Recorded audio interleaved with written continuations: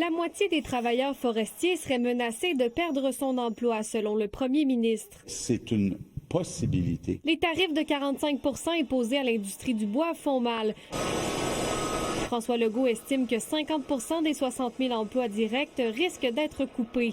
Dans l'industrie, le message est reçu comme une douche froide. Le message qu'il lance, c'est qu'il veut faire des vaches Albert. On ne veut pas laisser tomber l'industrie forestière. Dans son plan économique pour le Québec, il a mentionné vouloir créer 35 000 emplois liés au développement d'Hydro-Québec et qu'ultimement, il faudra remplacer les emplois qui pourraient être perdus. Il faut être réaliste. Il faut regarder d'autres options.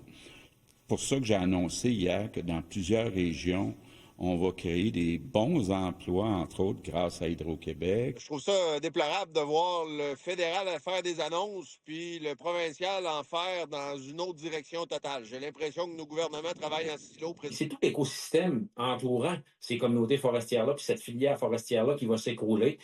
Du côté de l'Alliance forêt boréale, c'est 68 municipalités qu'on représente. J'en ai 34 qui sont mono-industrielles forestières. C'est plus d'1,4 milliard en masse salariale annuelle. François Legault réitère, les travailleurs touchés ne seront pas laissés à eux-mêmes. On va mettre en place des formations pour se requalifier dans d'autres secteurs. Dans le secteur forestier, la moyenne d'âge est quand même assez élevée au niveau des travailleurs. Aller reconvertir ces gens-là pour faire place à des travailleurs au niveau des projets hydroélectriques. Je pense que ça va être quand même assez difficile. Ces gens-là sont nés par la forêt, ils vont mourir par la forêt. On le sait que la foresterie s'est positionnée comme un métier d'avenir. C'est une ressource qui est renouvelable, donc 30 000 emplois perdus.